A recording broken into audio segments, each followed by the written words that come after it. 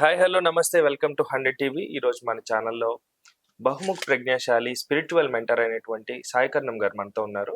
అమ్మతో మాట్లాడి కొన్ని విషయాలు తెలుసుకునే ప్రయత్నం చేద్దాం. అమ్మ నమస్తే అమ్మ. నమస్తే.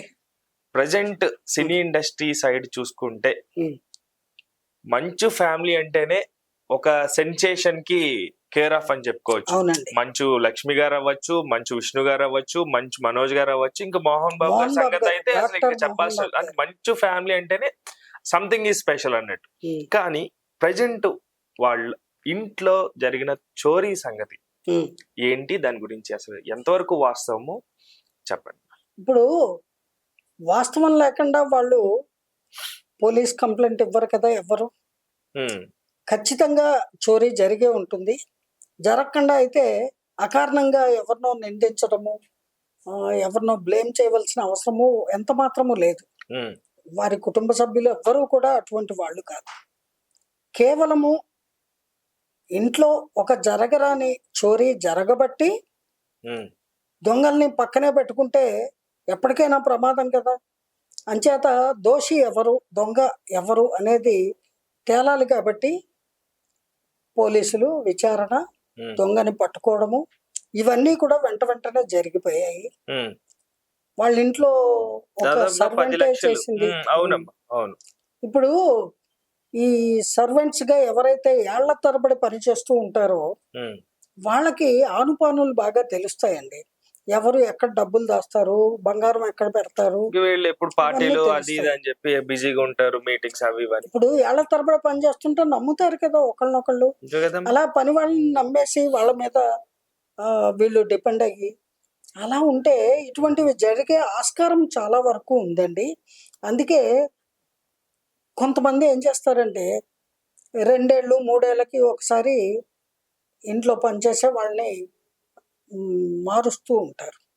లేకపోతే వాళ్ళకి ఏదైనా దురాశ కలగచ్చు, లేదా ఆర్థిక అవసరాలు ఉండొచ్చు.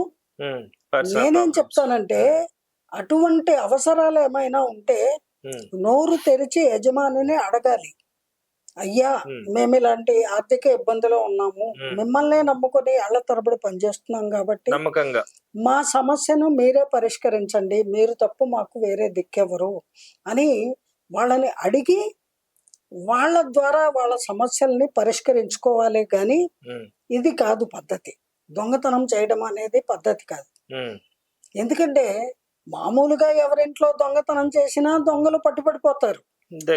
అట్లాంటిది అంత పెద్ద మనిషి మోహన్ బాబు గారి ఇంట్లో దొంగతనం చేసి దొరకము అని అనుకోవడం ఆ దొంగతనం చేసిన వాళ్ళ యొక్క అజ్ఞానం. వివేకమే అవుతుంది. ఎందుకంటే ఎక్కడికెక్కడ పకడ్బందీగా సెక్యూరిటీ ఉంటారు, సీసీ కెమెరాస్ ఉంటాయి, 1కి 10 మంది పనోళ్ళు కూడా ఉంటారు కదమ్మా. అందుకని ఈ చౌర్యం చేసే వాళ్ళు చాలా తప్పు పని చేస్తున్నాము అనేటువంటిది తెలుసుకోవాలి. అందులో ఇంట్లో పని వాళ్ళుగా ఉంటూ మర్డర్లు చేసే వాళ్ళు కూడా ఉన్నారు అనే సంఘటనలు మనం విన్నాము. అందుకని పనిలోకి ఎవరినైనా పెట్టుకునేటప్పుడు వాళ్ళ యొక్క కాండక్ట్ ఏమిటి అనేది విచారించాలి. వాళ్ళ యొక్క ఆధార్ కార్డు, వాళ్ళ యొక్క ఫోటో, వాళ్ళ పర్మనెంట్ అడ్రస్ ఇవన్నీ కూడా దగ్గర పెట్టుకోవాలి. ఆ తర్వాత వాళ్ళ గురించి మంచి చెడులు విచారించకుండా ఎవరు పడితే వాళ్ళని పనిలో కూడా పెట్టుకోకూడదండి. పనికి వచ్చినప్పుడు కాళ్ళ వేళ పడి బతిమలాడతారు, నాకే దురలవాటు లేదు, మీరు చెప్పినట్టుగా మీ పనులు చేసుకున్న అవసరాన్ని బట్టి మాట్లాడతారు. కానీ తర్వాత కొంతకాలం అయ్యేసరికి వాళ్ళకి దుర్బుద్ధులు సడన్ గా పుట్టచ్చు. ఇప్పుడు ఎంత మంచి కుక్క అయినా అశుద్ధం తింటుంది అని ఒక సామెత. అలాగా ఎంత మంచి మనిషికైనా పేదరికంలో ఉన్నవాడైతే